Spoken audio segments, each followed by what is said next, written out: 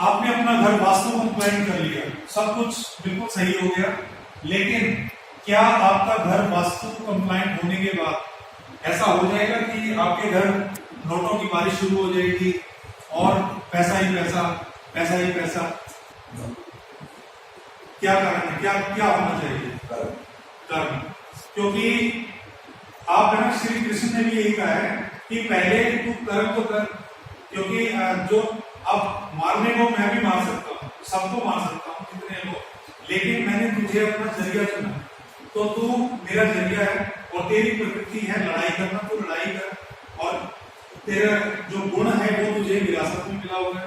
या एक पुरुष प्रधान कि भी तू द्रोणाचार्य जी का शिष्य है और एक अच्छा महानतम धनुर्धर है, तो कर्म कर और फिर उसके बाद मैं बैठा हूं और मैं तुझे उसका फल दूंगा। तो इसके लिए अब जो भगवत गीता है उसमें अध्याय 6 श्लोक नंबर 23, उसमें क्या है कि सह निश्चय योगतव्यो योगो अनिर्विण चेतसा संकल्प प्रभवान कामान त्यक्त्वा सर्वान अशेषता मनसैव इंद्रिय ग्रामम विनियमन समन्वत।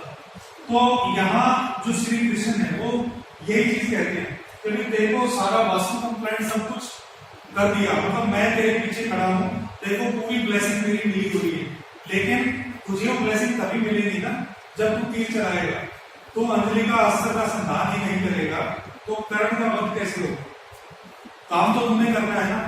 तो इसीलिए वो बोलते हैं कि सह निश्चय योग करो, और इस चीज को हालांकि उन्होंने अर्जुन को कहा, और जो महाभारत जो लिखी गई वेद व्यास ने योग के लिए बोला कि मतलब योग सूत्र है आपको योगी बनने के लिए।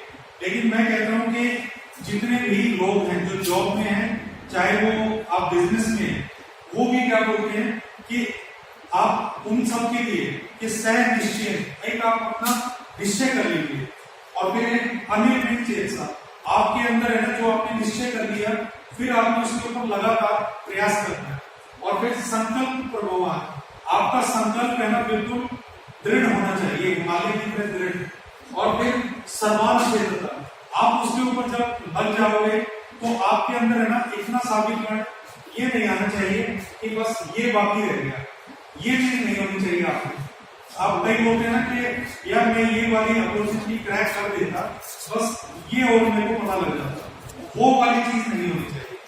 और फिर उसके बाद जितने भी मन सैव इंद्रिय ग्राम, आपने जो मन है ना आपका, उसका वो 7 इंद्रियों में भागता है।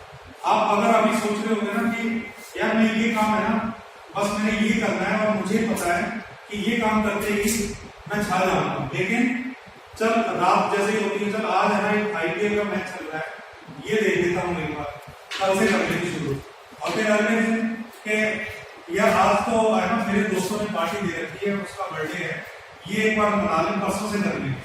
तो आप कहीं कहीं आप क्या कर रहे हो, आपकी इंद्रियां जो आपको दौड़ा रही है ना, आप उसके साथ साथ दौड़ रहे हैं, जबकि आपको क्या करना है, मन सैव इंद्रिय ग्रामम विनियमन समन्वता, सारी इंद्रियों को एक साथ करके अपने घोड़ों को एक डायरेक्शन में करो, तब आप अपना कर्म कर पाओगे। और इसी चीज को फिर आगे वो एक और श्लोक बोलते हैं, उसमें क्या बोलते हैं, उत्साह निश्चय धैर्य तत् कर्म प्रवर्तना संग त्यागो सतो वृद्धे षड्विर भक्ति प्रसिद्ध। वो बोलते हैं कि अपने जीवन के अंदर अर्जुन तू ये 6 चीजें अपने जीवन में उतार ले, ये 6 चीजें अगर तुमने कर ली, और मैं कह रहा हूँ कि ये चीजें उन्होंने अर्जुन को कही, मैं आप लोगों को भी बोल रहा हूँ, ये 6 चीजें अगर आप कर लोगे ना, तो ये नहीं है कि एक तो होता है ना कि मैं ये काम करूंगा या नहीं, आप वो काम तो कर ही लोगे, दुनिया आपको पूछना शुरू कर दे। तो वो 6 काम क्या है, कौन कौन से बोले थे मैंने अभी? उत्साह, आपके अंदर उत्साह होना चाहिए। अगर मैं बोलूं आपसे बोले कि आप ये वाला काम कर लोगे, आप कर लेंगे, तो इस चीज पे सामने वाले को यकीन नहीं होगा, क्यों? उत्साह नहीं। एक मिनट, मतलब उनसे बोलते हैं ना जो भी अभी चले गए कर्नल, तो जैसे बोलते हैं कि आप ये काम कर लेंगे, वो बोलते हैं यस सर, फिर बोलते हैं कोई शक नो, तो ये उत्साह। फिर उसके बाद दूसरी चीज क्या है, निश्चय। आपको जो भी काम आपने जो सोचा होगा ना, निश्चय बना लो, और वो कैसे होगा कि आपने बोला कि हाँ मैं ये वाला काम हम कर लेंगे, ठीक है, आपने बोल लिया। लेकिन फिर उसके बाद आप बोलते हैं कि ये काम मैं आने वाले जो 25 मई तक ये काम मैं आपको करके दे दूंगा। आपने 25 मई ये क्या करके एक डेट दे दी सामने वाले को, तो ये 25 मई का मतलब एक निश्चय आ गया, उत्साह है, निश्चय भी आ गया। फिर है धैर्य। धैर्य क्या है? आपने एक अपना नया सपोज ऑफिस शुरू किया, एक नया बिजनेस शुरू किया, लेकिन धैर्य नहीं है आपने उत्साह में पूरा है, जोश है, आपने निश्चय भी कर लिया है, लेकिन धैर्य नहीं है। धैर्य क्या कहता है कि धीरे धीरे रे मना धीरे सब कुछ हो। अब आपने अगर धैर्य ही नहीं है, पेशेंस नहीं है, तो कोई भी तगड़ा जितने बिजनेसमैन है ना, उन सब में पेशेंस होता है। वो अपने आप को डूबता हुआ भी देखते हैं और उठता हुआ भी देखते हैं। आप अपनी बारी के इंतजार कीजिए और तब कर्म परिवर्तन, आप खुद को माइलस्टोन्स दीजिए। आपने अगर चीज सोची है मैं यहां से यहां तक जाऊं, तो ये नहीं है कि आपने बस डेट दे दी मैं यहां से यहां चला जाऊंगा। आप माइलस्टोन सेट कीजिए कि मैं 20 तारीख तक मैं इतना कर लूंगा, 24 तक इतना, और 25 को मैं उनको हैंड ओवर कर दूंगा। तो ये आपने खुद को एक माइलस्टोन भी दे दिए, कर्म परिवर्तन। फिर उसके बाद आता है संग त्याग। आपने बोला कि मैं आपको है ना ये काम 25 तक डिलीवर करके दे दूंगा आपके दो दोस्त के साथ में। फिर कहते कि आपने शक्ल देखी, फिर तू कर लेगा 25 तक ये काम।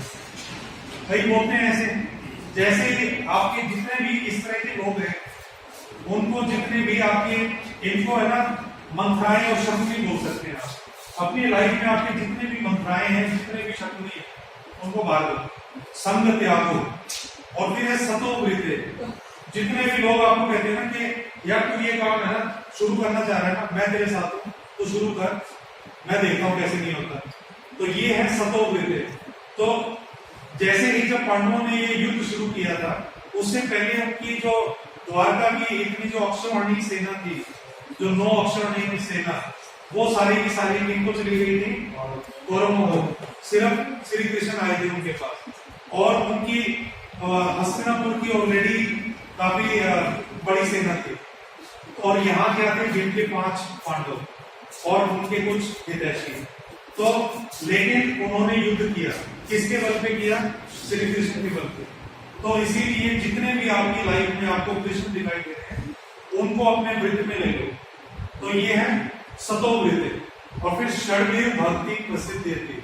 आपको ये 6 चीजें अगर आपने अपना ली ना, तो ये नहीं है कि आपको सिर्फ प्रसिद्धि मिलेगी, लोग आपके गुण गाने लगेंगे, आप इतने भक्ति करने लगेंगे आपको। मतलब ये 6 चीजें, कौन सी 6 चीजें बोली हैं? उत्साह, निश्चय, धैर्य और कर्म, मतलब जो बेबी स्टेप्स, माइलस्टोन्स, और संग त्यागो और सतोवृत्ति। तो ये आप अपने लाइफ में ले आओ।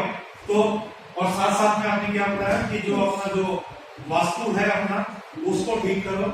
और श्री कृष्ण का जो ये श्लोक है, और एक अध्याय 6 श्लोक 23 और 24, इनको अपना लो। वास्तु सब कुछ आपका परफेक्ट होगा, सेट होगा। नमस्कार।